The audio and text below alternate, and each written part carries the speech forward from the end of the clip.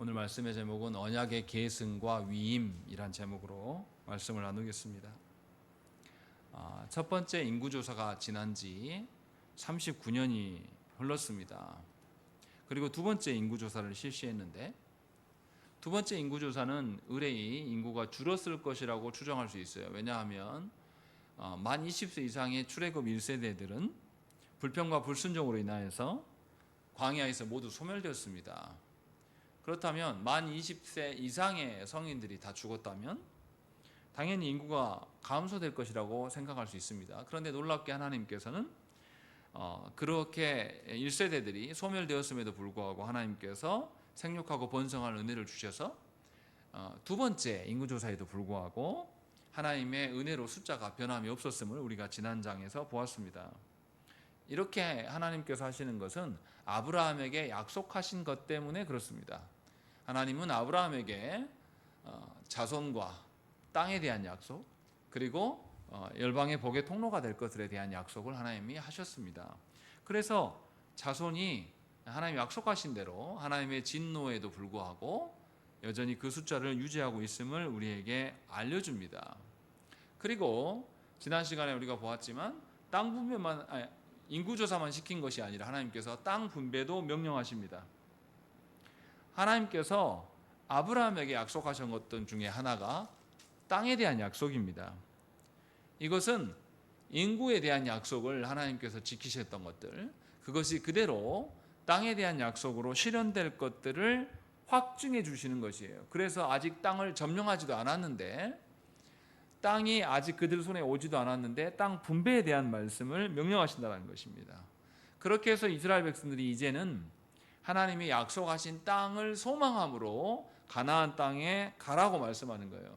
이전까지는 광야의 삶이었다면 이제 광야의 시대는 끝났고 이제 하나님의 약속의 땅의 시대, 이 약속의 땅을 점령하는 일이 이스라엘의 주요 업무가 되었다라는 것을 우리가 알 수 있습니다. 이처럼 언약 백성들의 인생은 자신이 정하고 계획한 대로 살아가는 것이 아닙니다. 하나님께서 아주 거시적으로 언약적 신실함으로 이들이 어떻게 살아야 될 것들은 하나님이 말씀으로 이미 알리셨습니다. 그런데도 자기의 계획한 인생, 자기가 인생의 주인인 것처럼 살아가는 것은 하나님 앞에서 헤매는 인생을 살아갈 수밖에 없습니다. 그래서 출애굽 1세대들이 하나님의 약속을 무시한 결과로 그들은 광야에서 40년간 헤매이다가 모두 소멸되었음을 지난 시간에 우리는 말씀을 통해서 들었습니다. 그렇다면 하나님의 약속을 따라 살아가는 것이 우리의 복된 길이다라는 것을 지난 26장에서 보였다면 이제 27장에서는 연결되어서 무엇을 말씀하실까라는 것을 생각을 해봐야 됩니다. 27장의 사건이 아주 독특한 것은 1절부터 11절까지는 땅 분배를 해야 되는데 땅 분배에서 매우 특수적인 상황이 발생합니다. 그렇게 해서 슬로보아스의 딸들이 땅에 대한 요구를 하면서 나와요. 그 사건 하나와 12절부터 마지막 23절까지의 내용은 무슨 내용이냐면 모세가 죽고 모세의 뒤를 이어서 여호수아가 지도자로 세워지는 사건이 나타내 있습니다. 우리는 여기서 생각을 해봐야 됩니다. 민수기 저자가 무엇 때문에 슬로보아스의 딸들 땅 분배에 대한 사건과 또 하나님께서 리더십을 교체하여서 여호수아를 세우셨는가, 이 두 사건을 왜 무엇 때문에 한 장에 엮어놓고 무엇을 말하려고 하는가라는 것을 우리는 잘 이해해야 됩니다. 그러니까 땅 분배와 지도자 계승의 문제가 어떻게 서로 연관되는 이야기인가라는 것, 연관이 되니까 한 장에 묶어놨겠죠. 이것이 오늘 설교의 주제입니다.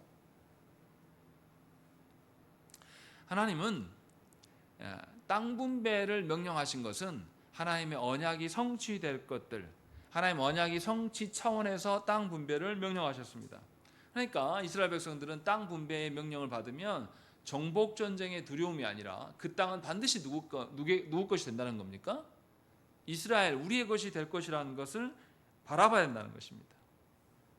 그래서 하나님께서 땅 분배하신 것은 약속에 대한 기대치를 끌어올리는 것이고 하나님의 그 긍휼이 많으심. 왜 긍휼이 많으십니까? 하나님께서 1세대뿐만 아니라 2세대들도 둘러봤는데 2세대들도 상태가 어떻습니까? 하나님 앞에 온전한 순종을 보이지 않아요. 1세대들과 크게 다르지 않는 것이죠. 그러함에도 불구하고 하나님은 언약에 신실하신 하나님임을 우리에게 보여줍니다. 그런데 이제 문제는 뭐냐면 특수한 상황이 생긴 것이에요. 이 므낫세 지파의 후손 중에 슬로보앗이라는 사람이 있었는데 이 사람에게는 아들이 없었습니다. 그래서 딸들이 찾아온 거예요. 우리 아버지의 땅이 분배된 땅이 있는데 이것을 우리가 갖지 않고 다른 사람이 갖게 되면 우리는 기업을 이룰 수가 없게 된다. 그래서 우리가 딸이지만 우리에게 땅을 분배해달라라는 요구를 하면서 나온 것이에요. 이것이 왜 중요하냐면 하나님께서 이스라엘 백성들에게 약속으로 주신 것이 바로 땅입니다. 그리고 땅은 그냥 재산이 아니라 그들이 하나님으로부터 받은 기업이에요. 그러니까 자손 대대로 그 기업을 근거로 그들이 계속 하나님의 언약을 소망할 수 있는 구조가 바로 땅에 대한 것입니다. 그래서 하나님의 약속이 성취되는 것이 땅으로 드러날 텐데 그냥 아들이 없다는 이유 하나만으로 하나님의 약속이 성취되는 것에서 배제된다는 것은 억울하다는 거예요. 지금 슬로바스의 딸들이 요구하는 것이 바로 그것입니다. 하나님의 약속이 성취되는 것이 하나님의 백성들의 가장 큰 복인데 그 하나님의 약속이 성취됨이 다른 이유 하나도 없이 그냥 아들이 없다는 이유만으로 우리 가정 슬로보앗의 딸들은 배제돼야 되는가라는 것을 하나님께 물은 겁니다. 그리고 그래서 딸들이 뭐라고 말합니까? 와서 3절 말씀 보십시오. 읽겠습니다. 시작.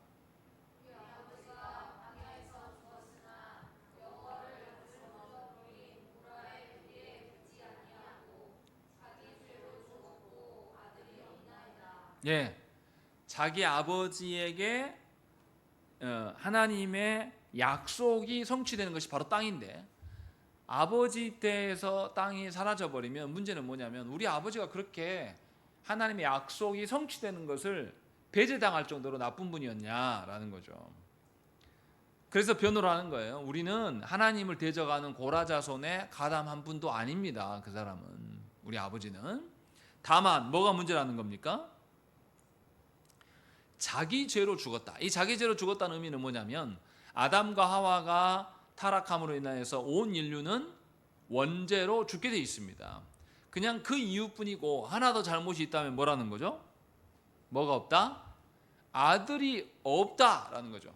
아들이 없는 것 때문에 4절 보십시오. 어찌하여 아들이 없다고 우리 아버지의 이름이 그의 종족 중에서 삭제되리이까? 우리 아버지의 형제 중에서 우리에게 기업을 주소서라는 것이죠. 다른 거 다 하나님을 반역한 것도 아니고 하나님 앞에 서 있었던 사람인데 심지어 반역자들도 하나님께 불평하고 원망했던 그 자들에게도 하나님이 약속이 성취되는 그 증거로서의 땅을 주시는데 왜 우리만 안 주냐라는 거죠. 이게 너무 당연한 말 아닙니까? 하나님께서 약속해 주신 것은 하나님이 긍휼이 많으셔서 약속해 주신 것이지 이스라엘이 순종을 잘했기 때문에 이스라엘이 뭘 잘해서 땅을 주시는 것이 절대 아니에요. 그냥 이스라엘은 하나님의 언약을 무시해도 하나님은 그들의 조상인 아브라함에게 약속하신 그 땅을 그대로 그 약속을 그대로 실현해 주는 하나님이에요. 이렇게 하나님은 언약에 매우 신실하단 말이죠. 그 신실하신 하나님이 그냥 아들이 아니라는 이유 때문에 하나님의 언약이 성취되는 것에서 배제시키는 것이 정말 하나님이 옳은 분이냐라는 것을 이들이 묻고 있는 겁니다.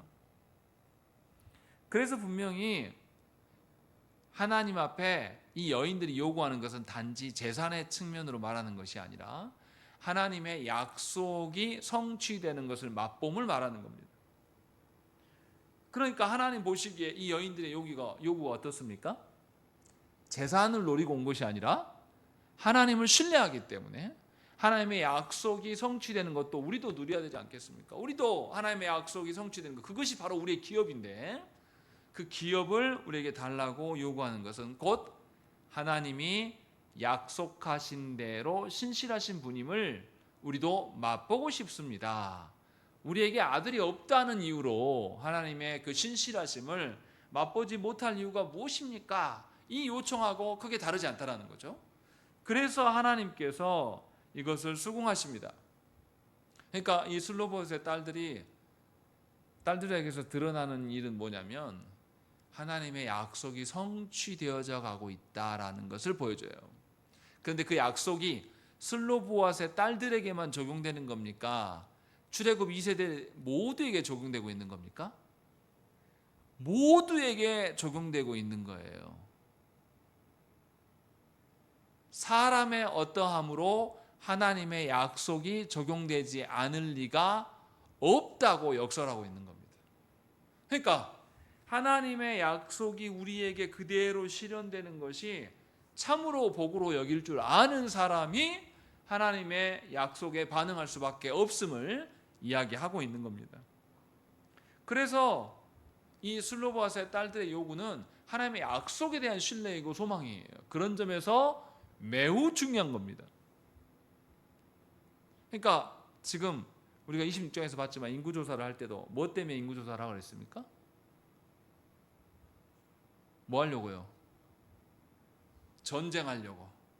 누구랑 전쟁하려고? 누구랑이 중요하지 않아요. 뭐 때문에 전쟁하려고? 하나님께서 약속하신 그 땅을 취하는 전쟁을 할 거거든요. 그러니까 전쟁 자체가 두려운 게 아니라 하나님의 약속에 대한 소망이 큰 사람은 전쟁에 참여하기를 원할 거예요. 그런데 하나님의 약속보다 전쟁이 두려운 사람은 그 하나님의 인구조사에 적극적으로 응하지 않았을 거라는 거죠. 다시 말하면 하나님께서는 하나님의 언약을 실현해 주는 것을 이미 이들에게 보여주고 있고 27장에 넘어와서는 그 언약이 누구에게도 적용되고 있다.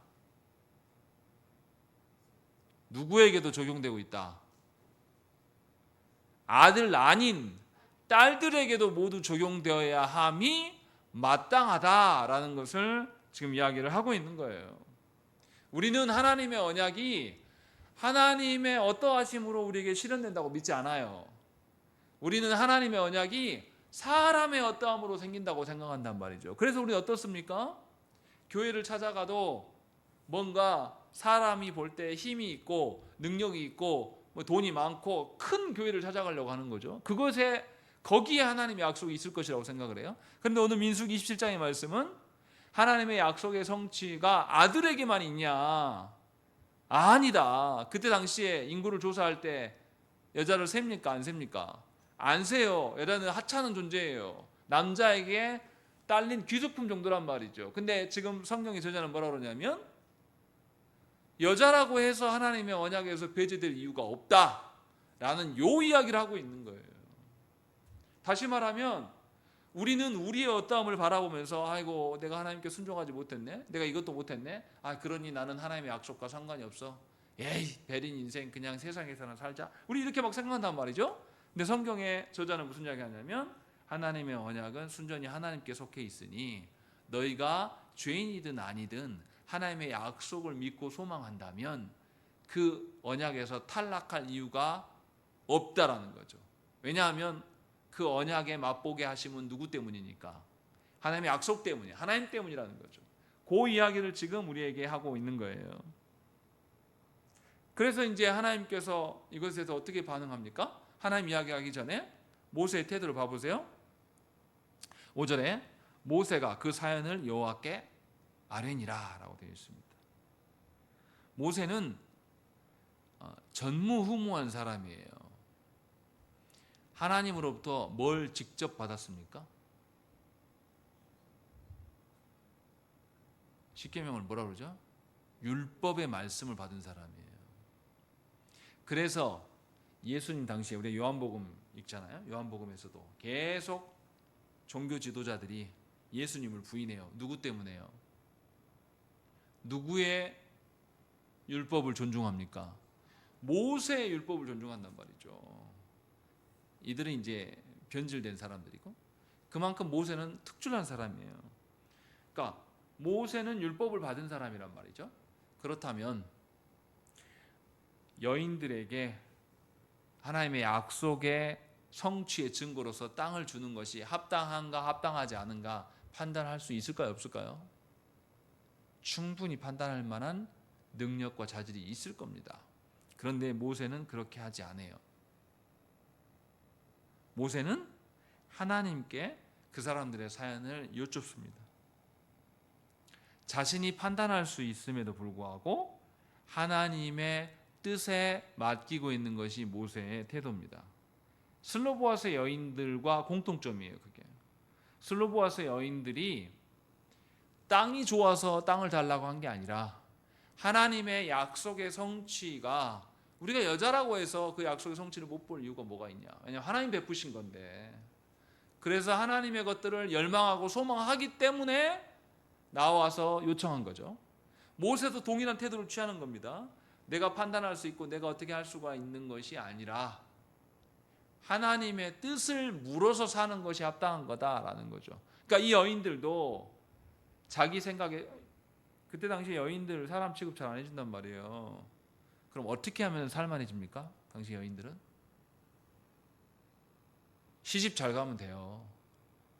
많은 유산을 받는 힘 있는 집안으로 가면 된다면, 그것이 그때 당시에 일반적인 유행하는 방식이란 말이에요. 근데 이 여인들이 그것을 수긍했습니까? 안 했습니까? 그것에 따라가지 않아요. 왜냐하면 그것은 누구를 의존하는 거니까. 사람 누군가, 집안 누군가를 의존하는 것이기 때문에. 그게 아니고 하나님을 의존하는 거기 때문에 이 여인들은 내가 여자라고 해서 하나님의 언약에서 배제될 이유가 뭐가 있냐라는 것을 아주, 그러니까 그때 당시의 관습이나 그때 당시에 살아가는 방식에 편승하지 않고 그것을 제끼고 하나님의 약속을 믿으면서 이 슬로바스의 딸들이 나온 거예요. 마찬가지로 모세도 율법을 받은 사람인데도 불구하고 자기가 직접 판단 내리는 게 아니라, 자기가 받은 율법 받았으니까 얼마나 율법에 대해서 해박하겠습니까? 그리고 더더구나 40년 동안 이스라엘 백성들을 이렇게 인도하면서 왔는데 얼마나 판단할 능력이 있겠어요? 40년 동안 자기를 과시하면서 살아온 사람이라면 자기가 판단할 거예요. 그냥 야, 그 땅에 대한 분배는 누구만 줘? 남자만 줄 거니까 그냥 가 있어. 이렇게 판단할 수도 있단 말이죠. 근데 모세는 그렇게 하지 않아요. 그리고 하나님께 묻습니다. 그래서 하나님의 뜻을 묻는 것, 이것이 모세에게 나타난 태도고, 슬로보아스의 딸들도 당시의 정서로서는 절대로 여인들에게는 땅을 분배하지 않아요. 하나님의 언약이 성취되는 것을 맛볼 기회를 주지 않는데도 불구하고 이 여인들은 하나님의 약속이 사람이 어떠함이 아닌데 우리가 왜 못 받느냐라는 똑같은 뉘앙스를 지금 띠고 있다는 거죠. 그래서 하나님께서는 이 여인들의 말이 맞다고 인정해 주십니다. 그리고 예외적인 조항들을 열어요. 7절부터 이제 하신 말씀이 바로 그겁니다. 슬로보아스의 딸들의 말이 옳으니 너는 반드시 그들의 아버지 형제 중에서 그들에게 기업을 주어 받게 하되 그들의 아버지의 기업을 그들에게 돌릴지니라 라는 거죠. 그 여인들도 줘라.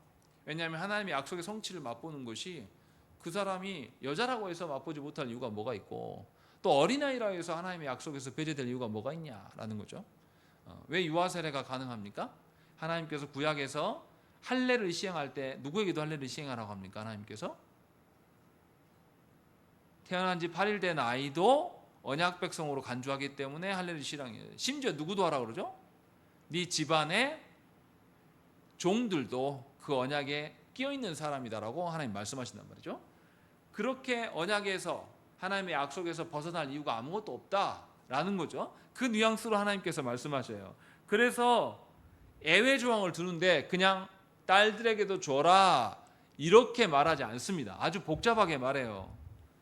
아들이 없으면 그 아버지의 기업을 딸에게 주고, 딸도 없으면 그 아버지의 형제들에게 주고, 형제도 없으면 아버지의 아버지 형제에게 주고, 그 아버지의 아버지 형제가 없을 때에 가장 가까운 친족에게 주어서 기업을 잇게 하라 하나님이 말씀하신단 말이에요. 다시 말하면 하나님의 언약이 성취되는 것이 자녀가 없다고 해서 그가 못 볼 이유가 뭐가 있냐.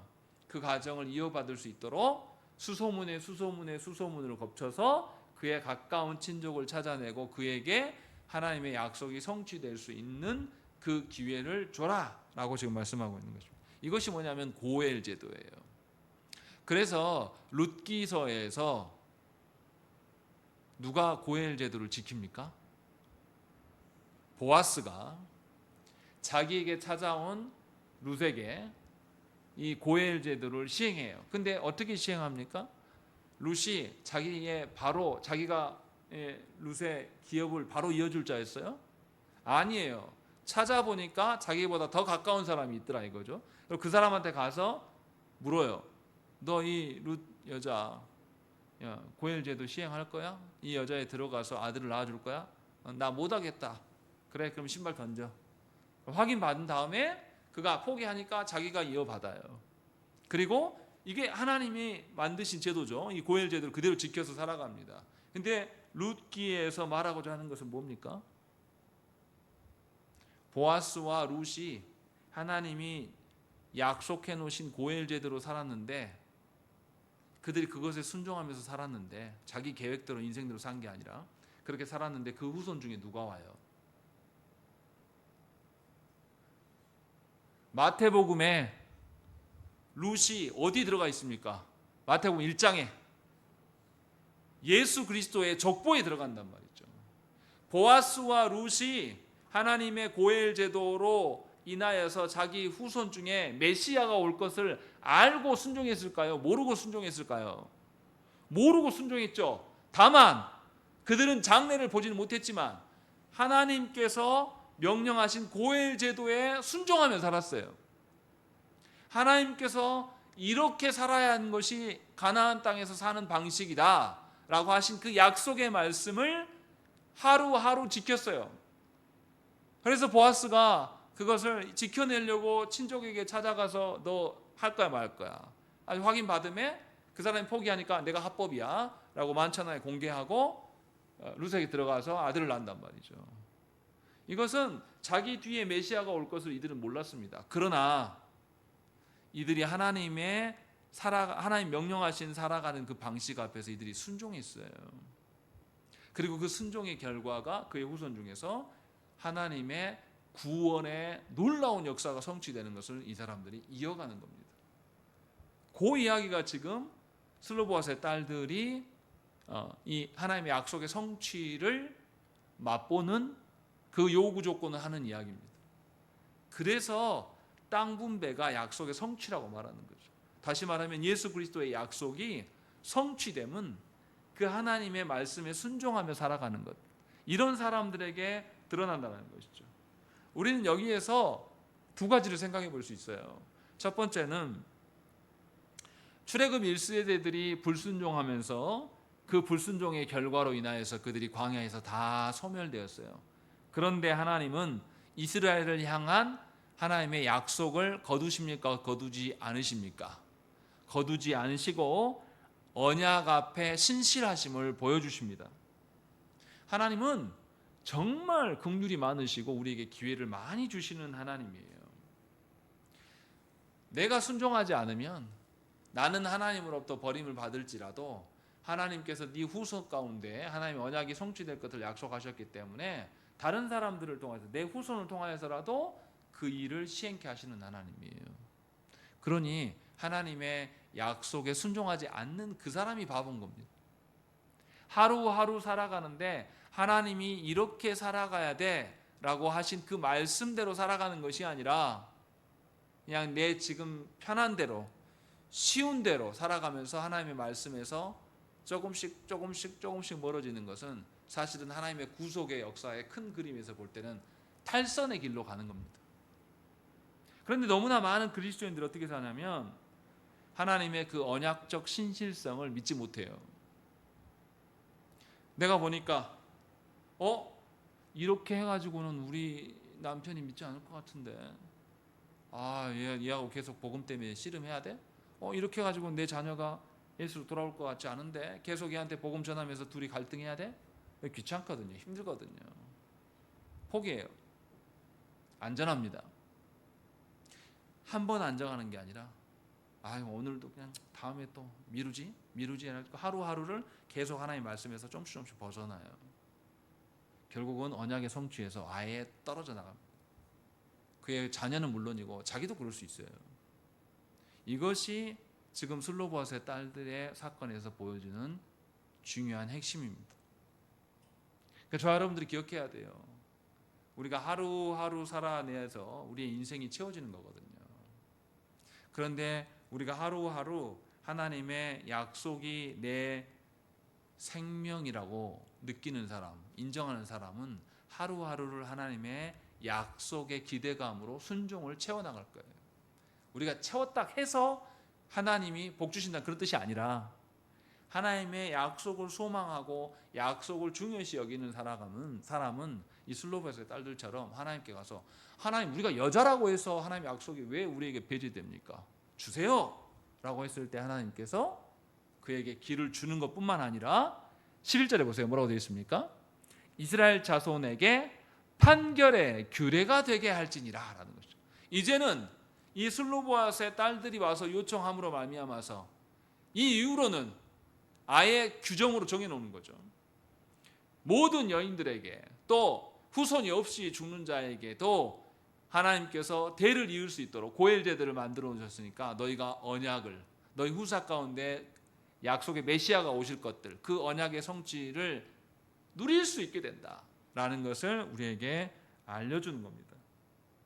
이렇게 우리에게 현재 주어지는 하루하루의 삶, 이 삶이 하나님 앞에서 하나님 말씀의 방편대로 순종하며 살아가는 것은 결국은 거시적인 큰 구원의 역사를 이뤄가는 나날들이 되고 있음을 성경은 말하고 있는 거예요. 그래서 보아스가 룻에게 굉장히 선을 베풀어요. 그냥 고엘 제도만 잘 지킨 게 아니라 보아스는 가나안 땅에서 어떻게 합니까? 룻에게 어떻게 해요? 가나안에서 이삭 죽게 하러 온 룻에게 어떻게 합니까? 자기 소년들에게 야 건드리지 마. 그 쟤도 물 줘. 그리고 전부 다 수확하지 말고 어떻게 해요?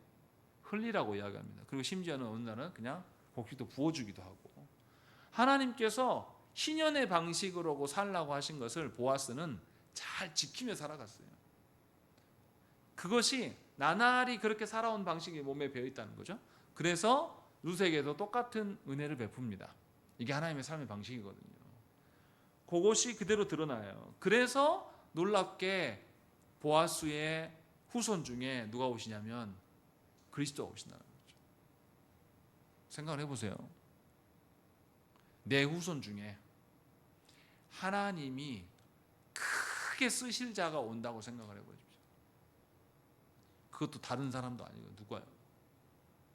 예수께서 오셨어요. 보아스가 천국에서 얼마나 기뻐했겠습니까? 내가 룻에게 베푼 그 하찮은 아무것도 아니잖아요. 하나님의 구속 역사에서 봤을 때는. 그런데 하나님께서는 보아스의 후손 가운데 그 큰 일을 하신단 말이에요. 그래서 보아스가 성경에 기록된 거지 않습니까? 보아스의 후손 중에 예수님이 안 오시면 보아스가 기록된 이유가 뭐가 있습니까? 무슨 말씀이에요? 여러분들의 오늘 하루, 이 시간 하나님 말씀대로 살아가는 것이 큰 구속의 역사의 어떤 부분을 담당하고 있다는 거죠. 그것이 우리에게 주신 소망이에요. 우리의 순종이 막 엄청나다 이런 뜻이 아니라 하나님의 약속의 성취를 바라보면서 하루하루 살아내는 자, 그에게 하나님께서는 약속의 성취에 기쁨과 복을 주시겠다고 약속하는 거죠. 그것을 이야기를 하고 있습니다. 그리고 이어지는 사건에서는 이제 뭐가 나오냐면 12절부터 이스라엘의 지도자가 바뀌는 이야기가 나옵니다. 근데 하나님께서 먼저 뭘 선언하십니까? 하나님 좀 약간 잔인하신 것 같아요. 모세에게 하나님 어떻게 하십니까? 오늘 본문에 뭐라 그래요? 13절 말씀 읽겠습니다. 시작.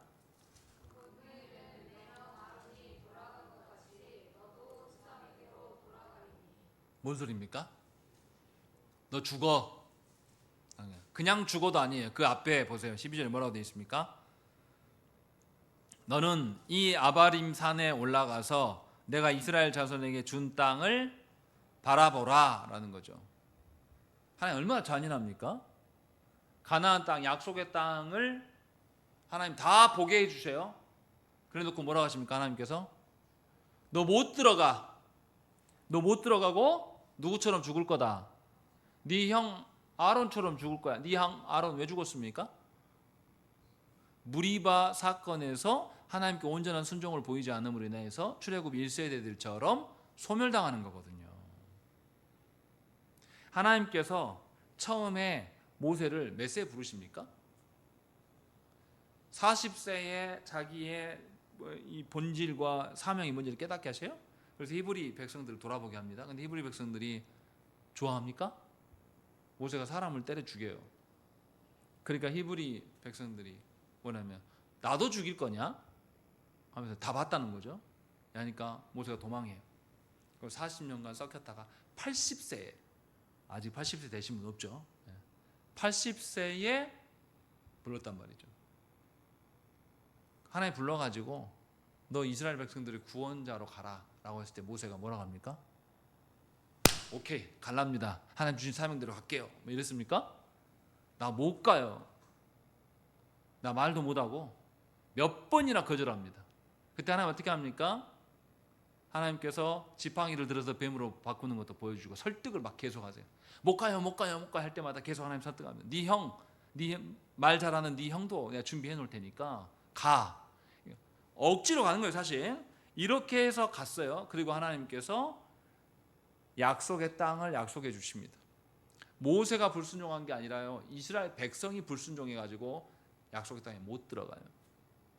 얼마나 모세의 입장을 생각을 해보세요. 80에 노년 고령에 자기가 나서서 주의 일을 하겠다고 한 것도 아니고 하나님이 막 찔러가서 가게 해가지고 약속의 땅을 들어가게 해주겠다고 했는데 이 썩을 놈의 백성들이 말을 안 들어서 다 죽이단 말이에요. 그런데 자기도 죽어가고 있어요. 근데 하나님 그냥 죽은 게 아니라 야 가나안 땅 봐봐. 좋지? 너 못 들어가. 너 죽어. 이렇게 하신단 말이죠. 얼마나 모세가 인간적으로 제가 말씀드리는 겁니다. 얼마나 모세가 인간적으로 하나님이 야속하고 서운하고 분하고 그랬겠습니까? 왜냐하면 그 약속의 땅에 누구는 들어가요. 출애굽 2세대들은 들어가요. 근데 이놈의 새끼들도 순종 안 하기는 비슷하거든요. 근데 누구는 배제됩니까? 자신은 배제돼요. 자신이 처음부터 구원자로 자기가 자발적으로 나간 것도 아니고 하나님이 등 때밀려서 보냈는데, 그리고 자기는 열심히 순종하면서 살아왔는데 물론 실수한 것도 있죠. 실수 한 번 했다고 하나님께서 자기를 배제시킨단 말이죠. 얼마나 짜증나겠습니까? 근데 오늘 본문에 그런 이야기 있습니까? 없어요. 이게 너무 놀라운 겁니다. 아무것도 아닌 게 아니에요. 하나님이 저한테 개척하라고 한 적 없으셨거든요. 근데 제가 개척해야 되겠다고 생각해서 개척을 했어요. 그런데 저보다 더 늦게 막 오늘도 세미나 갔는데 저랑 비슷한 무렵에 한 목사님, 울산에 포항에 있는 목사님인데 13억짜리 성도들하고 막 샀다고 막 간증 비슷하게 막 하는데 나랑 또 거의 비슷하게 했는데 왜 쟤는 저러고 나는 이러냐? 이런 사람이 이러거든요. 근데 모세에게 한 것이 뭐 13억짜리 교회 건물 산 거랑 이게 같겠습니까? 말도 안 되는 이야기인데, 비교가 안 되는 이야기예요. 근데 모세가 다 이것을 받아들입니다. 슬로보아스의 딸들은 자기가 하나님의 언약의 성취인 땅을 분배받지 못한 것에 대해서 왜 여자라고 배제되냐 하면서 하나님께 따졌는데 하나님 들어줬단 말이죠. 그런데 모세에게는 하나님께서 너는 배제 이렇게 하신단 말이죠. 이런 상황 속에서 모세는 이것을 수용하고 받아들이는 이상한 태도가 나타납니다. 뭘 말하고 있는지 잘 생각을 해야 됩니다. 이것을 지금 우리가 볼 수 있어요. 무슨 말입니까? 지금 시대가 뭔가 바뀌어가고 있고 모세가 자신의 역할을 다 했음을 하나님께서 선언하셨어요. 그러니까 슬로보아스의 딸들이 하나님의 약속에서 배제되는 것에 대해서 항의해서 하나님께서 허락해 주셨는데, 반대로 하나님께서 모세에게 네 때가 이만큼이야 라고 했을 때 모세는 그냥 순종합니다. 다른 이야기 하지 않아요. 그간의 모세가 달라진 거죠. 성화된 거죠. 그래서 하나님이 허락하신 영역까지가 자기의 몫임을 인정할 줄 아는 거죠. 그래서 모세에 대한 호칭이 아주 독특합니다. 16절 봐보세요. 뭐라고 되어 있습니까? 모세가 하나님을 향해서 뭐라고 부릅니까? 읽겠습니다. 시작.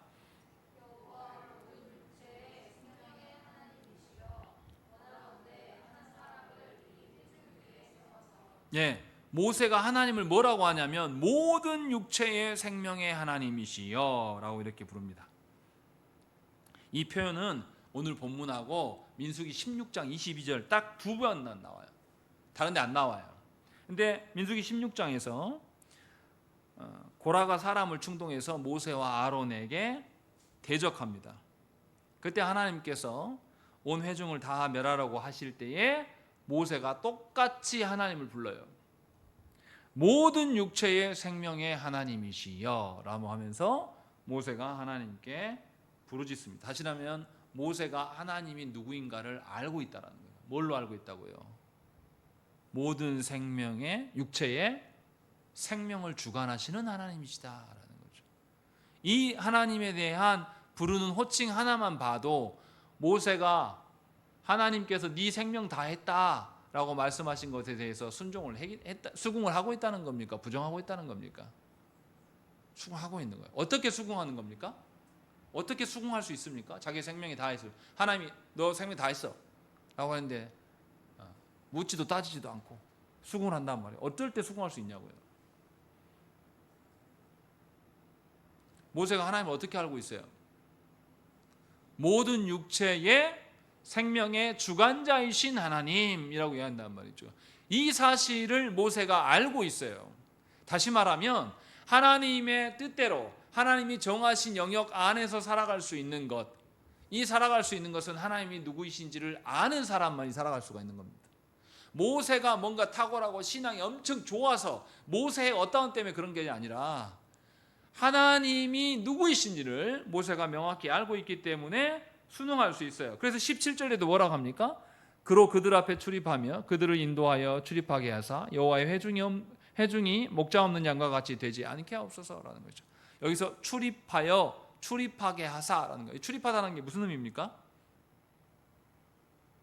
그냥 나갔다 들었다 그 이야기입니까? 내가 이스라엘 백성들의 목자인데 리더인데 나 이제 하나님 죽으라고 하시니까 끝났다고 하니까 내 뒤에 후사를 줘서 새로운 지도자를 주어서 저 이스라엘 백성들이 목자 없는 양처럼 해주십시오 라고 해요. 근데 뭐라고 그러냐면 그로 그들 앞에서 출입하며, 이게 뭔 뜻이에요? 출입한다는 게 이스라엘 백성들이 살아가는 모든 일상에 그 지도자가 합당하게 서서 그들을 잘 지도하라는 거예요. 그래서 그들이 방황하지 않도록 해달라고 하나님께 간구합니다. 그리고 또 성경에서 출입하다라는 뜻은 뭐냐면 군사적인 의미를 포함하고 있어요. 전쟁에 나아가고 돌아오는 것, 출정하고 귀환하는 것, 이것을 출입하다라고 표현을 합니다. 그렇게 해서 모세는 하나님의 약속이 성취되는 이 땅의 정복전쟁, 땅 정복전쟁을 할 때에도 하나님께서 지도자를 세우셔서 이스라엘이 방황하지 않게 해달라고 지금 요청하고 있는 겁니다. 다시 말하면 모세는 하나님이 자기가 배제되더라도 하나님께서 이스라엘 출애굽 2세대들에게 자기는 1세대로서 배제당하는 사람일지라도 하나님의 약속이 성취되기를 바라고 있는 겁니다. 이게 모세의 온유함이에요. 하나님이 누구인지를 알기 때문에 약속이 그대로 성취될 것은 모세가 믿습니다. 자기가 그 약속의 혜택을 못 봐도 하나님의 약속이 성취되는 것이 당연히 하나님의 영광이다라고 믿기 때문에 모세는 자기가 배제되는 상황 속에서도 이스라엘의 목자 없는 양처럼 지내지 않기를 소망하면서 하나님께 구하고 있는 것이죠. 이것이 하나님의 약속을 소망하는 자의 합당한 태도임을 성경은 말하고 있는 것이죠.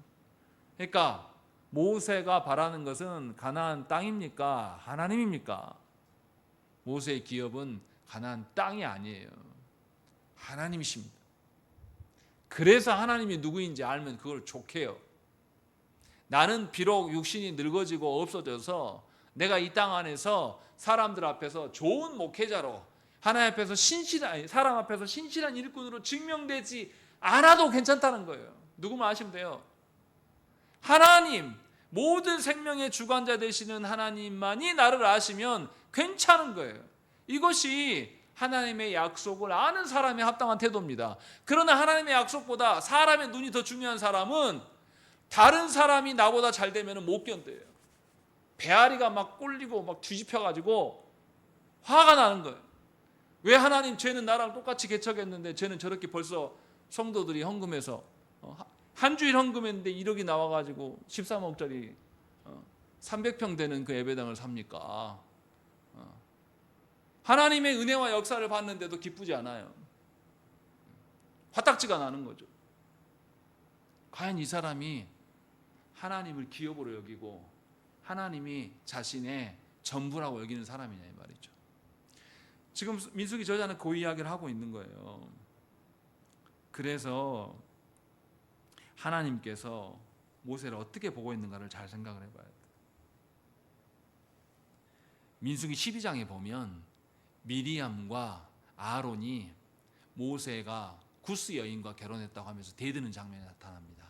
그때 하나님께서 모세를 교노하셔요. 교노하실 때 뭐라고 합니까? 모세를 향해서 하나님 뭐라고 그러냐면 나의 온 집에 충성스러운 종인 모세, 이렇게 말합니다. 하나님은 이미 민수기 12장부터 나의 온 집에서 가장 충성스러운 종이다라고 하나님 이미 인정하고 계십니다. 이 사실을 알면 모세가 가나안 땅 들어가지 않아도 괜찮습니다. 왜냐하면 하나님이 나의 기업이니까. 그런데 하나님이 나의 기업이 아닌 사람은 가나안 땅에 들어가야 돼요. 하나님이 나의 기업이 아닌 사람은 부응해야 돼. 사람들 앞에서 나 설교도 잘하고 강의도 잘하는 목사야 라고 증명이 돼야 돼요. 그렇지 않으면 못 견디는 겁니다. 엄청난 차이인 것을 보여주고 있는 거예요. 그러니까 슬로보아스의 딸들을 통하여서 하나님의 언약에 대한 갈망을 보여주는 것이고, 모세를 통하여서는 하나님의 그 계획이, 나를 향한 계획이 내가 원하는 만큼 아니어도 괜찮아요. 하나님의 계획대로 실현되는 것이 곧 나의 만족이. 이것을 보여주고 있는 거죠. 두 개 다 같은 이야기예요. 다른 측면에서 두 개를 이야기를 하고 있는 거죠. 여러분은 어떻습니까? 하나님의 약속, 그 하나님 나라를 갈망함이 여러분 안에 있습니까? 하나님 나라의 그 갈망함에 젖어서 그렇게 살아갑니까? 또 반대로 내가 사람들과 모든 사람들 앞에 나는 안 되더라도 내 새끼들이라도 잘 돼가지고 내가 떵떵거리고 싶은데 그것이 여러분의 목적이 돼가지고 오늘도 그것이 안 되니까 막 괴롭고 막 그렇게 살아갑니까? 민수기 저자는 우리한테 묻고 있는 거예요. 시대가 바뀌었어요. 이제 이스라엘이 광야에서 사는 시대는 이제 더 이상 지났습니다. 이제 어디에서 살게 하시려고 지금 하나님께서 인구조사를 시켰습니까? 가나안 땅에 살려고. 하나님의 임재를 경험하는 그 땅에 살게 하기 위하여서 지금 슬로바스의 딸들이 요구하는 건 모세가 거기서 배제될 때 그의 태도가 어떠한 것을 지금 보여주고 있는 거죠. 엄청난 이야기인 거예요, 이게. 그래서 하나님께서 모세의 뒤를 이어서 여호수아를 세웁니다. 근데 여호수아를 하나님 뭐라고 말합니까? 18절 말씀을 읽겠습니다. 재밌는 표현이 있어요. 네, 읽겠습니다. 시작.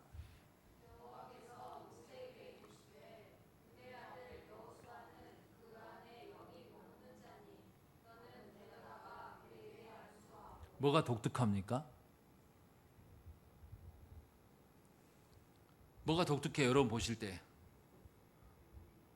그렇죠? 누구 안에 영이 머물러요? 네. 여호수아 안에 영이 머문다라고 이야기합니다. 이게 왜 독특합니까? 구약성경에서 하나님께서 사람을 세울 때 항상 어떻게 하십니까? 삼손이 이렇게 있다가 적군들이 와요. 몇천 명이 막 온단 말이에요. 그때 하나님이 어떻게 역사하십니까? 여호와의 영이 삼손에게 임하여 삼손이 나귀 뼈다귀로 턱을가지고 몇천 명 쳐 죽였다 이렇게 나온단 말이죠. 사사기의 다른 인물도 어떻게 이야기합니까? 여호와의 영이 그에게 임했다 이렇게 말한단 말이죠. 민수기 11장에서 모세의 일이 너무나 힘들고 어려우니까 하나님께서 장로를 세우라고 말씀하셔요. 장로를 세워놓고 거기서도 뭐라 그러냐면 하나님의 영이 장로들에게 임했다 이렇게 얘기한단 말이죠. 근데 오늘 본문은 아주 특이해요. 뭐라고 되어 있습니까? 여호수아가 어떻게 됐다고요? 이미 그 안에 영이 머물고 있다라는 것이죠. 하나님께서 여호수아를 이미 벌써 준비해놨다라고 말씀하고 있는 겁니다. 지금 막 세워가지고 하나님의 영이 이제 막 들어가 이게 아니라 이미 머물고 있다라는 것이죠. 이게 무슨 말입니까? 여호수아가 지금 처음 두각을 나타내는 게 아닙니다. 여호수아가 이미 하나님의 영이 그 전부터 임해가지고 모세의 시종으로만 있는 게 아니라 아말렉 전쟁에서 여호수아가 나와서 싸워서 승리합니다. 이게 출애굽기 17장에 나와요. 이미 그러니까 이 민수기 사건 이전에 이미 승리한 자로 나와 있어요. 또 그리고 우리가 아는 것처럼 민수기 13장 14장에서 여호수아가 어떻게 등장합니까? 하나님께서 약속의 땅 가나안을 보여줬을 때 여호수아 어떻게 합니까? 여호수아 갈렙이 어떻게 해요? 하나님의 약속의 땅을 존중하고 그 땅이 하나님 주신 우리 땅이 맞다라고 이야기한단 말이에요. 이미 그때부터 하나님의 영이 그에게 임하였음을 우리는 알 수 있어요. 그리고 더 중요한 것, 하나님께서 이렇게 이미 예비하신 그 여호수아가 여호수아의 기록을 잘 살펴보면 누구랑 엄청 닮았냐면 모세랑 엄청 많이 닮아 있습니다. 여호수아 1장 1절 말씀에 뭐라 그러냐면 여호와의 종 모세가 죽은 후에 여호와께서 모세의 수종자 눈의 아들 여호수아에게 말씀하여 이르시되라고 되어 있습니다. 여호수아를 뭐라고 하냐면 여호와의 종 모세의 수종자라고 이야기합니다. 그러니까 모세를 잇는 자라고 성경에서 이야기를 하는 거죠. 그리고 또 여호수아 5장에서 어떻게 합니까? 여리고성을 점령하기 전에 여호수아가 누구를 만납니까? 여호와의 군대 장관을 만납니다. 군대 장관 만나서 뭐라 그러죠? 군대 장관이 이곳은 거룩한 것이니 네 신발 벗어라고 이야기한단 말이죠. 하나님께서 모세를 처음 부르실 때 어떻게 했습니까? 가시나무 떨기에 불이 있으니까 모세가 신기하게 그 앞에 가니까 하나님께서 음성으로 뭐라 그러죠? 여기 이곳 거룩한 곳이니 네 신발을 벗어라. 비슷한 사건들이 나타나요. 또 여호수아 어떻게 합니까? 하나님께서 모세로 하여금 이스라엘이 출애굽에 한 이후에 홍해를 건너게 하실 때 이스라엘이 홍해를 어떻게 건넜습니까? 마른 땅으로 건넜다고 해요. 바다가 말랐다 하면서 마른 땅을 건너갔다가 나옵니다. 여호수아가 이스라엘 백성들이 이끌고 요단강을 건널 때도 어떻게 됩니까? 요단강이 물이 멈춰서 장벽이 세워지면서 마른 땅을 건넜다고 이야기를 합니다. 그러니까 모세의 행함이 그대로 여호수아의 행함으로 투영되어 있어요. 이것이 굉장히 유사하게 성경에서 반복되어 나타납니다. 그리고 정탐꾼 이야기할 때도 그래요. 여호수아 2장에서 정탐꾼에 대한 이야기가 나오는데 민수기 13장 14장에 나오는 여호수아가 정탐꾼으로 갔을 때 이야기를 그대로 발판으로 보여주면서 똑같은 비슷한 뉘앙스를 띠고 있는 것을 보여줘요. 또 여호수아 8장에서 어떻게 합니까? 여호수아가 아이성을 진멸할 때 어떻게 해요? 단창을 들고 서 있어요. 그리고 전쟁이 끝날 때까지 손을 내리지 않습니다.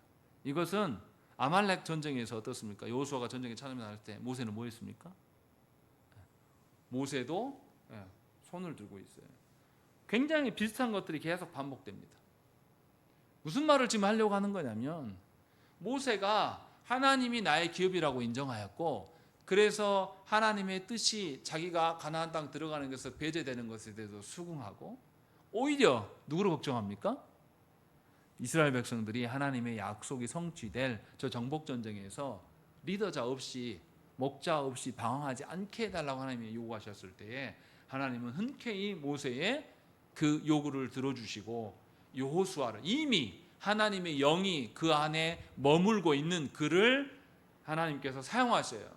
그리고 여호수아의 행적들을 살펴보면 누구랑 꼭 닮아 있습니까? 모세를 투영하는 것처럼 보여주는 것이죠. 이것은 하나님께서 모세의 기도를 들어주신 겁니다. 모세가 염려했던 이스라엘의 어떠함을 하나님께서 보여주고 있는 것이죠. 얼마나 아름답습니까? 모세가 하나님의 부름을 받고 내가 40년 동안 이 죽게 썩어 빠지게 내가 광야에서 이 말도 안 듣는, 그리고 내 권세에 도전하는 이 썩을 놈의 새끼들을 데리고 와가지고 이렇게 왔는데 하나님 나한테 가나안 땅 못 들어가게 하여 하면서 원망하면서 말년에 노욕에 찌들어가지고 그런 발광하면서 모세가 죽지 않아요. 자기는 배제되더라도 하나님의 공동체인 저 언약 백성들을 하나님께서 지켜달라고 요구한단 말이죠. 조국 교회에 목사의 은퇴 시기와 새로운 목사가 왔을 때 은퇴하는 목사는 자기의 안위가 아니라 남겨진 교회를 염려하면서 하나님, 저는 이만큼 쓰였으면 됐습니다. 오늘이라도 데려가셔도 괜찮아요.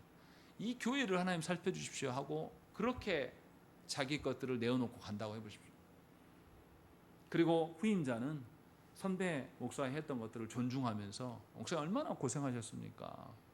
하나님, 저 목사님, 앞선 내 선대 목사님이 하나님께 순종하였던 것처럼 나도 그 길을 가고 싶습니다 라고 하는 그런 모습들, 그런 리더십의 이양이 한국교회에 있다고 생각을 해보세요. 얼마나 아름답겠습니까? 하나님 지금 그것을 우리에게 보여주고 있는 거예요. 슬로보아스의 딸들을 통하여서 하나님의 언약을 갈망함이 얼마나 중요한 걸 보여주고 있고, 모세를 통하여서 우리의 때가 다할 때 하나님께로부터 우리는 언젠가 배제당할 수도 있을 텐데 그 배제당함이 하나님의 뜻이라면 기꺼이 우리가 우리 것들을 내려놓고 주 앞에 가고 내 뒤를 이을 자에게 하나님의 역사가 있기를 소망하면서 가는 것, 그것을 보여주고 있는 거예요. 왜 이것을 보여줍니까?